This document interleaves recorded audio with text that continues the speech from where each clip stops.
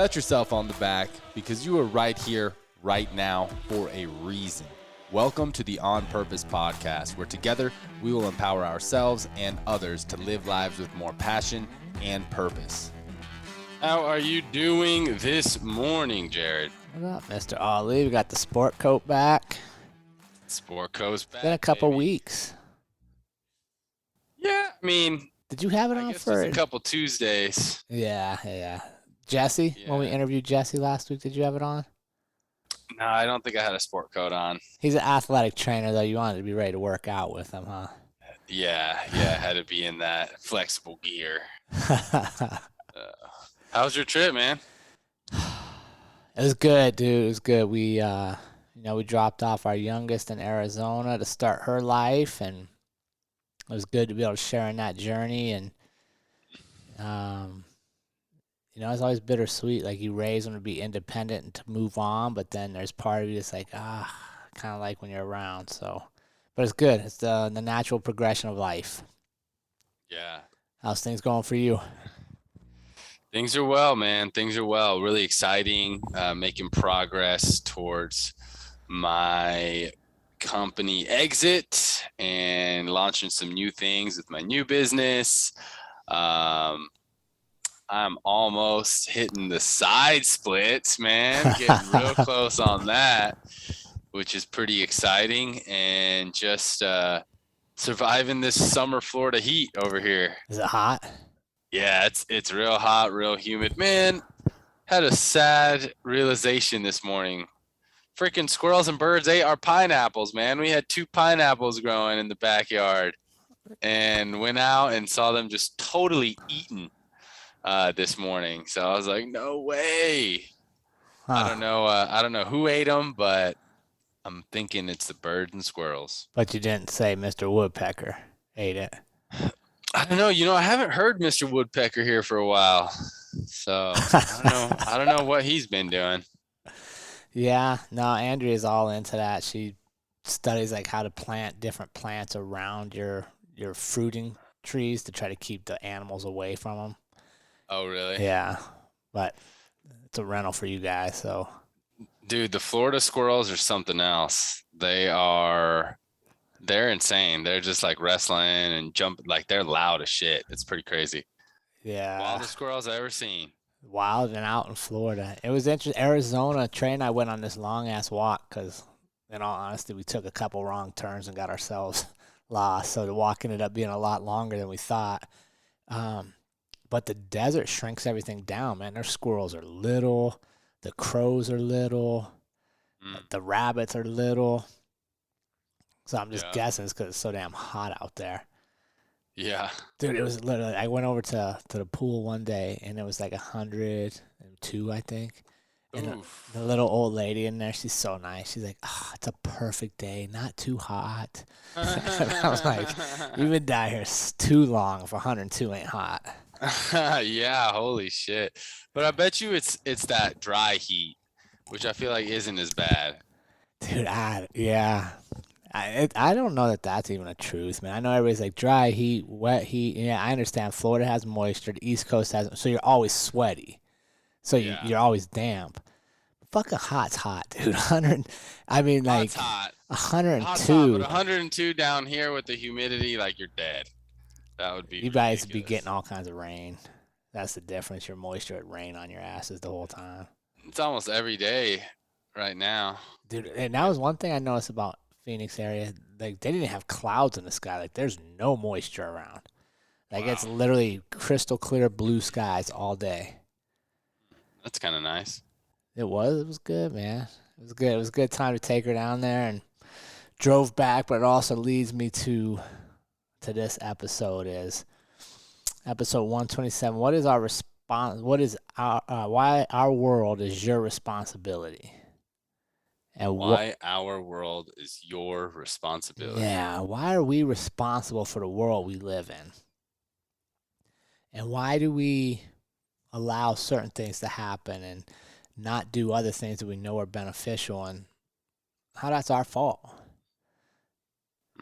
Right? Like just and I think that's, you can even tie that back to one of the episodes we did before about the importance of traveling. Like while traveling to take my daughter down there, you get to experience different things and make you question, like, why in this area are they doing these things? Why has success not come to these towns, but it has to the town 20 miles away? Like, what happened there? Just get you thinking about stuff. So I think at times we minimize ourselves and we think we're so small, like, oh, just whatever I do doesn't really affect anybody, but it does when we stop to think about it. So yeah, I wanted to dive into why our world is your responsibility. And what are your thoughts, Ali, on like why at times will we pass our responsibility to other people? Why will we think we don't have the capability to change stuff? I think it's because so many of us are focused on such big picture global things that we don't even attempt to make changes with our immediate surroundings and our immediate community. So you know how I like to kind of define things before getting too far into them. So I went ahead and pulled up the Google definition of responsibility, and that is the state or fact of having a duty to deal with something or of having control over someone.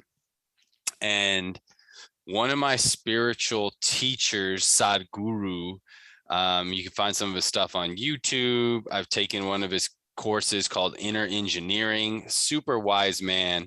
And he kind of shifted my whole perspective on responsibility.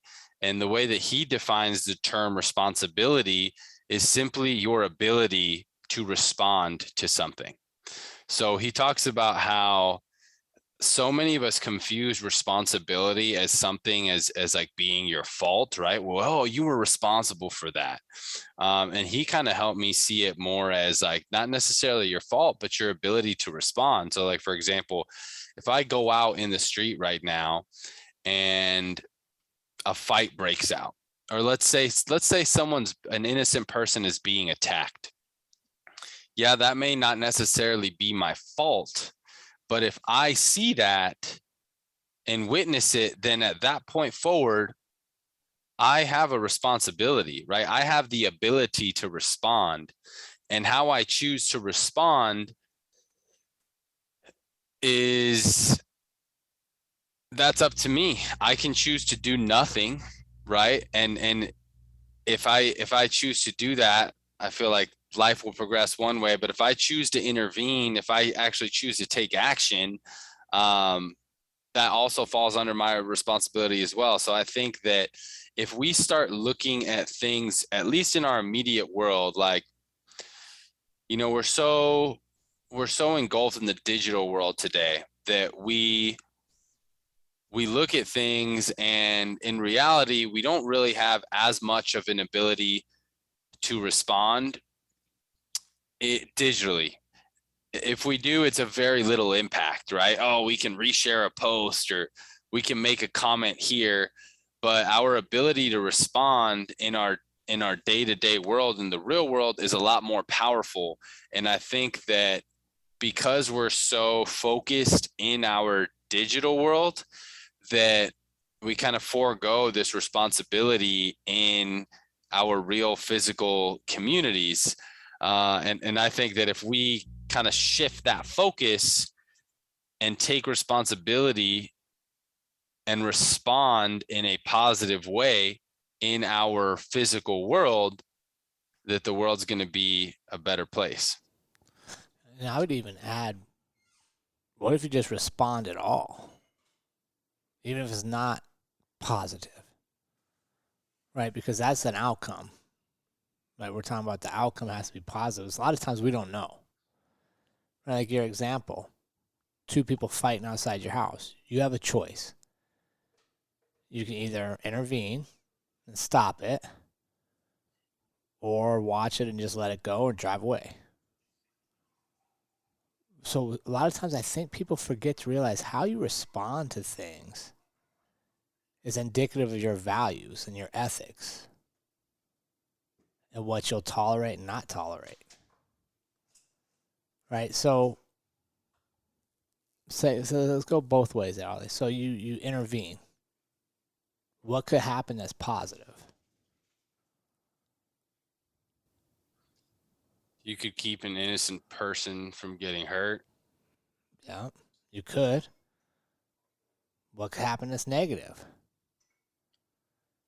Get your ass kicked. You could get Get hurt. yourself hurt. Right? You could get hurt if we decide to drive away. Positive is we stayed safe. Negative is somebody could die. Somebody could get seriously hurt. Maybe that person was being robbed. Maybe it wasn't two buddies arguing over something. It was guys fighting. You know, because he's protecting his house or his sister or something. Yeah. But I think we've gotten so numb. But my whole point with that example, and I love your example, is we only look at it for our angle. And I think so many of us only look at the world from our little angle. And we forget to realize how our decisions impact the greater good of our society. So one of the things that really got me going on this was driving through the state of New Mexico. Hold on a second. I'm going to mute first. Andrew's got a crazy loud pour going over there. Could you hear it? Mm. Oh, good. Maybe it's just loud to me. One of the things that gets me going on this is this road trip, right? We go through New Mexico. And New Mexico is a fairly rural state. Bunch of small towns, minus like Albuquerque and Santa Fe, like is a metro area. But every sign on their highway is literally what I would say selling fear and misinformation. Every sign on their highway tells you that vaccines work, masks work, care for your community, get vaccinated. And I'm not anti-vax. I'm just anti people not choosing for themselves. And every sign you pass tells you cases are surging, get your vaccines, wear your mask, get vaccinated, love your community. And it got me thinking, like, the people, it's not about loving your community if you choose not to do that. It's about what's best for you, what's best for you or your family, what you believe is important. But so many people, like, just let's stay on that topic for it. So many people will just follow that and do all of it because somebody told them to do it, without any thoughts of, is this the right thing for me? You know, and I just look around the world and I see so many times we do that, right? We just kind of follow into things that may or may not be in our best interest. So one of the responsibilities I want our community to understand is you have a responsibility to question things. If things don't make sense, you need to challenge it. Look at the great people we remember in history. Many of them we remember because they challenged the current status quo. And that was a responsibility, right? Martin Luther King, very educated, very well respected in the world, right? Whites at the time, African Americans at the time, like, he had a platform. What if he'd have chose to not share his message and only focus on himself? He'd have probably been wealthier. Wouldn't have been shot. Might not have gotten murdered. But what would the world have lost out on? Somebody speaking out for other people's freedoms and speaking up on a wrong, which is just a bigger example of the one you gave, right? Two people fighting. I could or not involved. Like, I don't have a responsibility there if I don't want to. But as I look around the world, and it seems like we're constantly spinning and being sold darkness and fear. one of the responsibilities we have is to question things and to ask ourselves, is this real? And I'm not saying COVID's not real, but what I am saying is, what are we, like over a year into this whole deal? And a lot of people got vaccinated, which is fine. And they're still getting sick. And they were wearing masks, and they're still wearing masks, and they're still getting sick. So question, is that true? Are we just And going what's to... the opportunity cost, right? What like you have an ability to respond to these things. You have your responsibility. So I'll give an example. We invited 2 different neighbors that we see when we're walking the dog to come over for dinner. The first one, she was really excited. She was so grateful. While we were in Guatemala, she took out our trash and collected our mail. And we're like, you know what, we're gonna make dinner for her. She was really excited all week to come over, and then she asked us if we were vaccinated. Said no, we're not.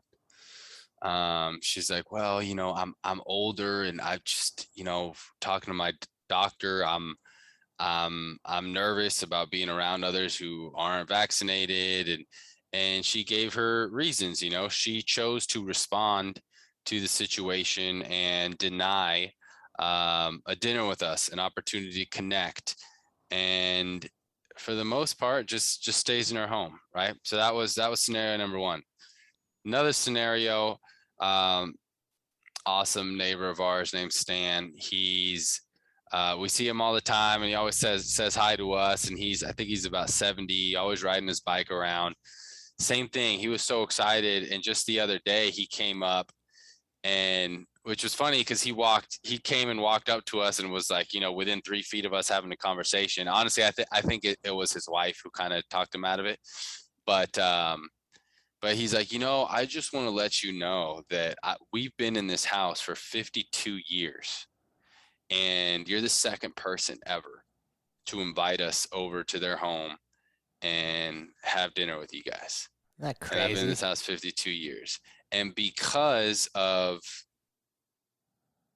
choosing to respond in that way of like, oh, well, he didn't even ask us if we're vaccinated. They're just like, oh, because COVID is out there, we're going to deny this opportunity that came for the second time in 52 years because of fear, anxiety, everything around COVID. So you have to ask yourself, okay, if you're going to make these decisions, what are you risking, right? For Stan, it was an opportunity to connect with people for the second time in 52 years, to have this neighborly connection, and he's given that up just for the fear, the small chance or likelihood that maybe by coming to our house he might catch COVID, even though they're still going to the grocery store, doing whatever they got to do. And that's what we have a responsibility to make decisions on, is that we have an ability to respond in any way that we want. We don't have to respond how a big authority is recommending, whether that's the CDC, whether it's the government, whether it's your parents, whether it's what somebody says is the religious thing to do.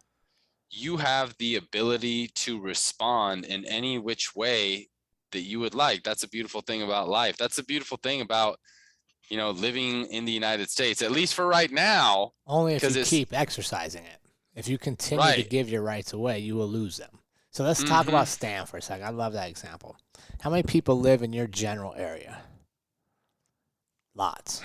Lots. Yep. Lots of people. And in 52 years, you're only the second person that ever invited him to actually sit down and have a meal and hear his story. Yep. Okay. But now, how many of the people around you there you think donate to start schools in Africa, to clean the ocean in Hawaii? Like all these global good causes, don't get me wrong, they're global. I guarantee you have, one out of probably every 3 or 4 neighbors there is donating or contributing or actively supports a worldwide cause of some kind. But they won't have dinner with their neighbor.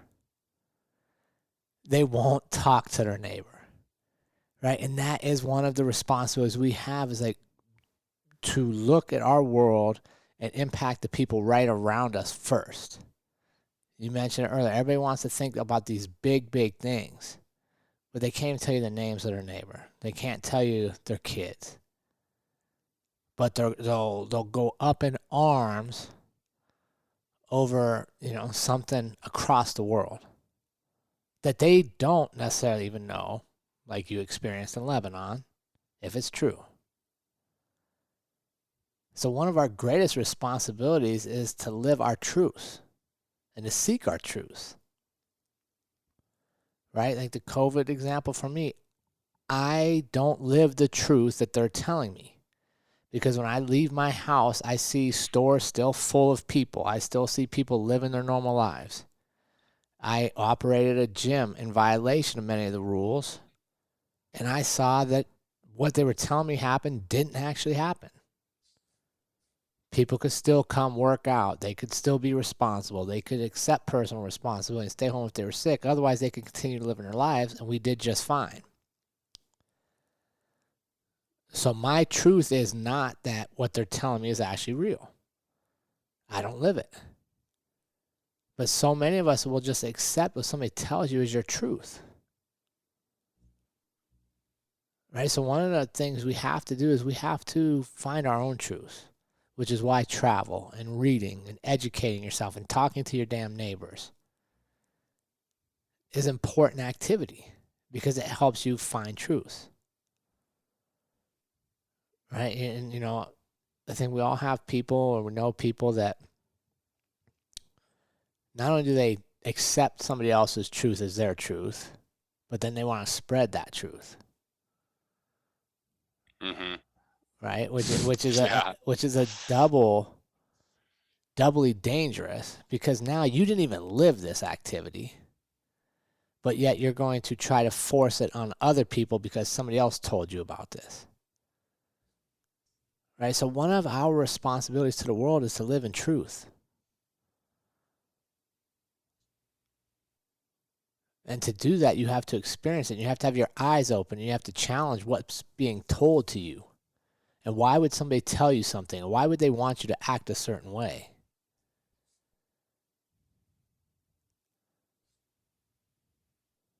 And then you got to decide if you're going to support it or not. Right? Like for us, driving across New Mexico, and I'm going to go through your state as fast as I can anytime I have to go there because of your rules and the way you're acting. Rest stops are still closed for COVID. Rest stops. Yet I can pull off in a town that is not very environmentally friendly looking, and we can load up all our kids. All these little kids can run into Bob's Shell Station where the bathroom hasn't been cleaned in 4 freaking weeks because it's a gas station, and somehow that's cleaner than the rest stop outside of town where people could have been outside and had space. You know what I mean? I'm just like, this is not true. This is dumb. You're far more likely to get sick in Bob's backyard gas station than you are a freaking state rest stop. But you see it, right? And people somehow think that's a truth now. Like, oh, rest stops are dangerous. Can't stop there and you... Okay, then go to the gas station. Tell me that place is clean. So we have a responsibility to find our truths and to share in our truths and to challenge other people's truths. And if nobody in your life challenges your truths or asks you, like, why do you believe that? That's a dangerous place to be. Yeah.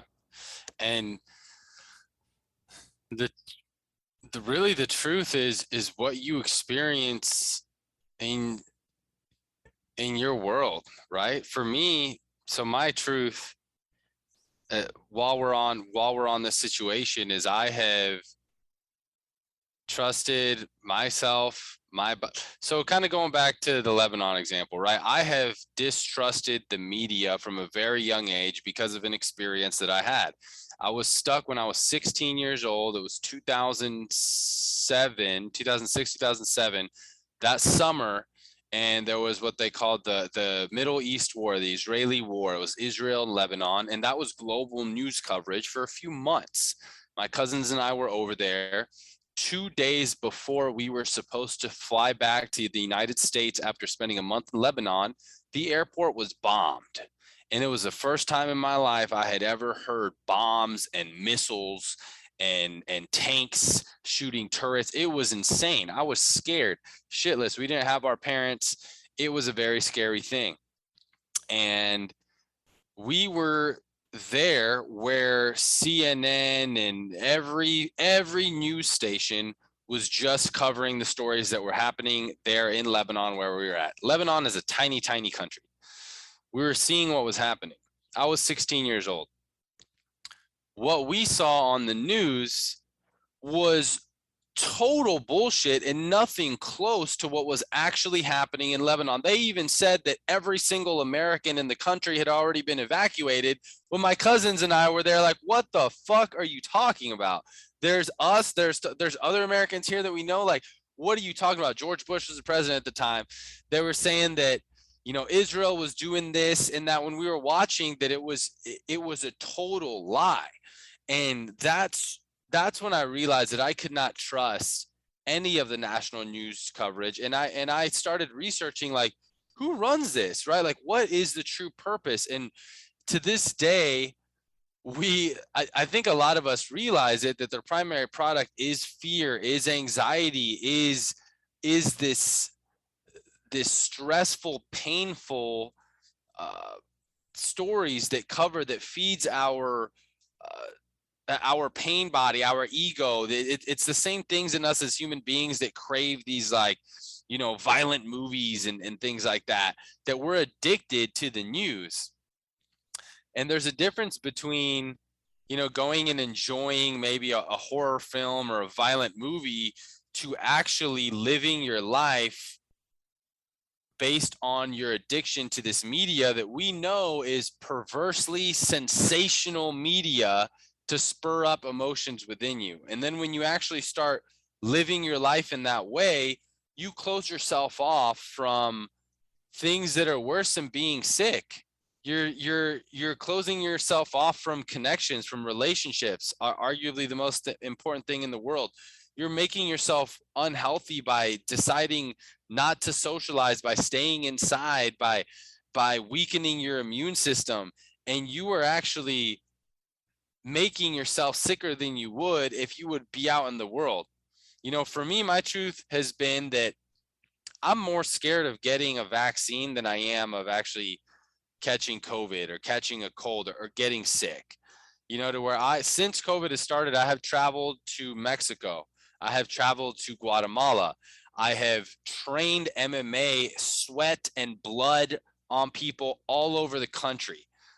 And I'm fine.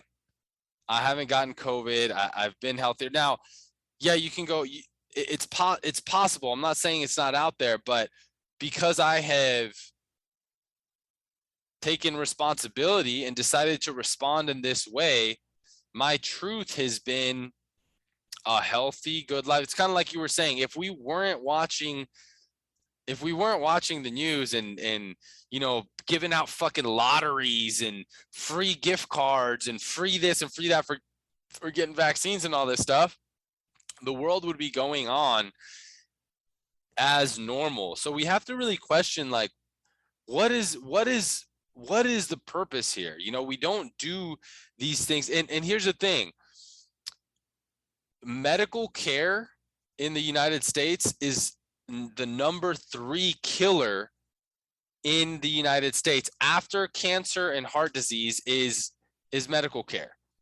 So what is really going on here with mass vaccinations and mass lockdowns? And it's control. like you were saying, giving up more of our rights. But at this point, we have a responsibility and ability to respond in whichever way that we truly feel and believe is going to be best for us, best for our community. And I want us to really, like you were saying earlier, challenge things, question things, and not just be so quick to comply. Unfortunately, we're conditioned and we get nervous to ask questions. Even when you think of us as kids, right? A lot of kids are nervous to raise their hand, ask a question. Oh, you don't want to look dumb. You want to, we have been conditioned to just socialize and comply with the masses. People are proud to wear a mask. People are proud to get a vaccine. Facebook's making all these things about that. And that's not necessarily something to be proud of. What you should be proud of is your ability to think for yourself, think independently, ask questions, and really not make big time decisions until you are sure. And that's why for me, I'm not sure. I'm not sure at all that getting a vaccination is the best thing for me. So until I'm sure, I'm not going to do it. And I urge others to really ask questions until you find truth and certainty in things, because if we can all start to do that, then we're going to live in a more truthful world. Right now, unfortunately, the world mass media is not based on truth. It's based on what can generate the most fear, excitement, views, what's going to get your attention, and that doesn't necessarily equate to truth. And even your social media is not based on truth, right? Because there's algorithms there to promote what you see, what you don't see. So, which is why your responsibility is to go out and, for your own, view with your own eyes, what the hell is the reality for me? Right? And here's the deal. If you love vaccines, you love masks, wear them. Get those shots. I have no problem with that. But we are one of the only countries, and talking primarily to Americans here, that has freedom to choose that stuff. And if you're going to choose it for yourself and then try to shun the people around you that choose to question it, what harm are you doing there? What harm is coming from that? Because here's reality. You are shaping the future for your children and your grandchildren by your actions today. History will judge us on how we've handled this and how we've come out of this. This isn't the greatest pandemic in the world. It's not the first pandemic in the world. But it's the first one in modern times where media can sell their story, where there's a ton of money to be made, and it's obvious. And a lot of people I love are vaccinated and fully believe in it, and I'm good with it. But they should make that choice. And you shouldn't force that choice on anybody else. Because the freedoms we're willing to give up today because somebody else told us it might be good for us are freedoms that our children and our grandchildren may never get back. That is your responsibility. Mm-hmm. At some point, we became one of the most passive, wussed out societies in the history of the world right now, this generation. Yep. Because we are sitting back doing things that don't make sense to us. Most people I know don't believe in the mask, hate wearing the mask, don't think it works, don't believe in the vaccine, don't like Bill Gates, they think it's a bunch of shit, and then they go do it. And they do it day after day. That is part of the problem. And what's frustrating, Jerrod, is it's forced. Again, we're being forced into having this even at the top of the agenda. Like I'm a little bit upset that we have even used this much of our valuable podcast time talking about something that I don't really give a shit about. And you know what? Unfortunately, I've had family members died. My grandmother died from a COVID-induced heart attack. I had a second cousin of mine die. I know it's a serious thing, but you know what I think is more serious, Jerrod, is something that we actually need to be concerned about more is why the fuck has Stan only had 2 people in 52 years ask him to come to dinner. You know, why is it that just what's today, Tuesday, just Sunday, 2 days ago, when I asked a waitress what the best part of her day was, she told me that she was feeling in a funky mood and that completely changed her day. And that was incredible. Why is it that when I ask people that one sentence, they are so blown the fuck away that somebody took a sentence to ask them about themselves? You know, and I was there, we were at a boat dock, and this guy was being such a dick to the boating guy, like, why the fuck is my boat taking so long? That's the bigger problem, is why we are such assholes to each other and we're always bickering. And that's what this whole COVID bullshit is doing more of, is dividing us and separating us. And it's been 52 years since Stan he's had 2 neighbors that have asked him to hang out. And yeah, that's also on Stan too. Stan, you got to do a little better job yourself as well. But what the big issue here is how divided we are. Not only divided, but how we're so quick to, oh, you need to wear a fucking mask, to argue about something.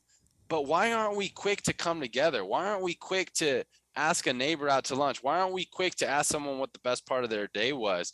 I think that is the real problem in our world, not some fucking COVID shit. And that's the What truth.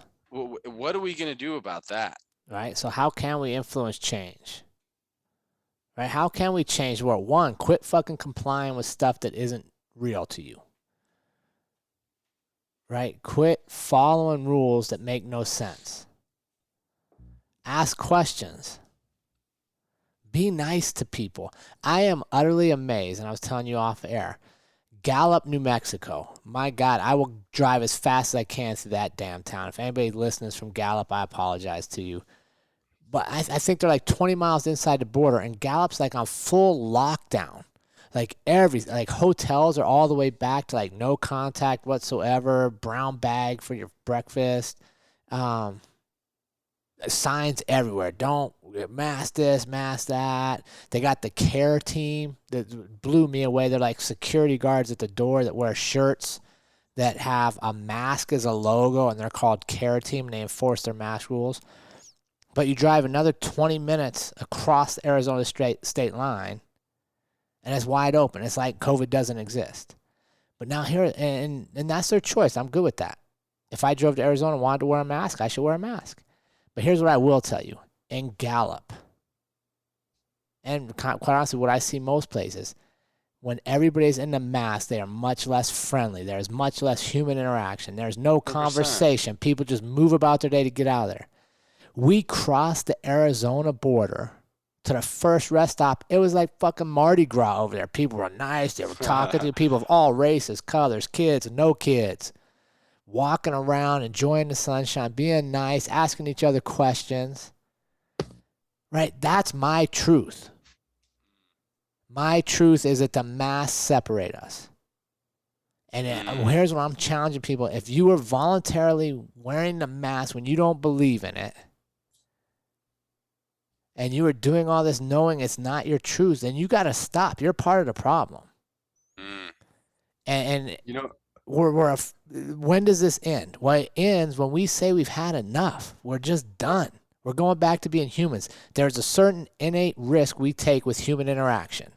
When I agree to shake your hand, I'm accepting that you washed your hands at some point today. You may not have. Don't shake hands. But being a human has risk, just like leaving your house has risk.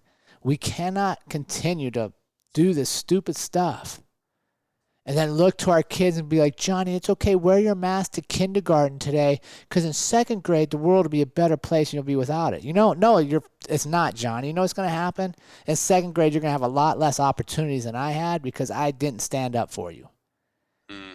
And that's the truth. That is something we got to do, right? When you give up your ability to impact your world, you are changing the world for your kids and your grandkids. And if you're not willing to fight for yourself, right? Like I just like to go with the flow. I don't want any fine, then don't do.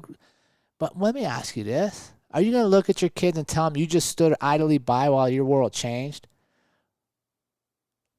I'm not. Right, and I'm done with this, and I'm done with being lied to and hanging out with people that are like, oh, well, I haven't seen you in 2 years and I'm just not having fun anymore. And life's really kind of passing us by. You know why it's passing you by? Because you're sitting in your damn house. Take your mask off and come outside and join us. You know what, Jerrod? But before, off air, right before we started recording, you said, "Have you heard anyone say that? Oh, I'm so grateful for COVID. COVID's a great thing." And I was like, "No," but it just dawned on me right now when you were speaking that I am grateful for COVID, and I think it's a good thing because you know what?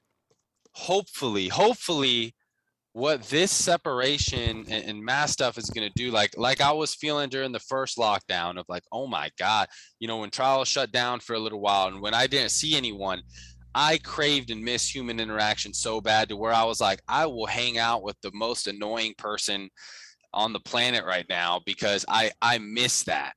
And my buddy Stan, 52 years, that was pre-COVID.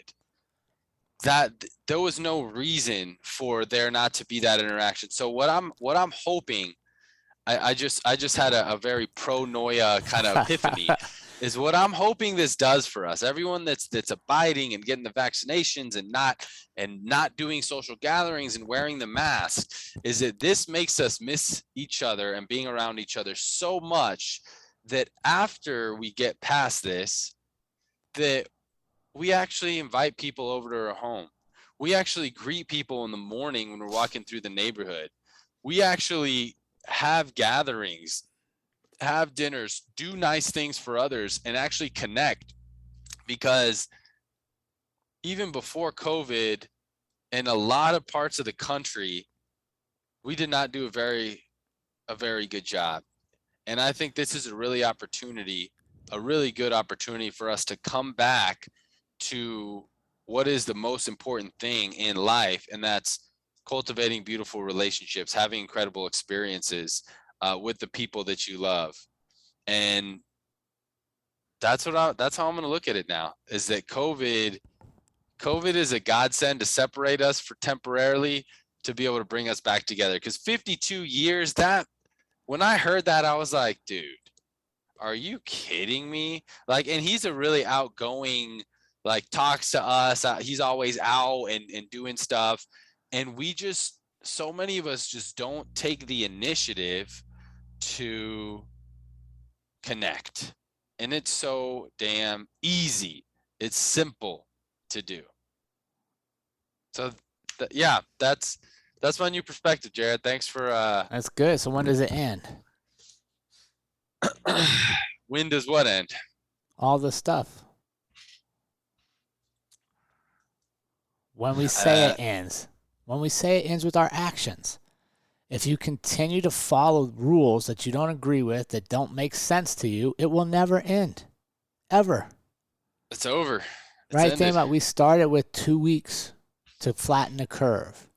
You are now, off the top of my head, close to 18 months in, and you are going back to the same rules that were supposed to work at the beginning, right? If that doesn't raise concern that this isn't making sense, then I don't know what else does.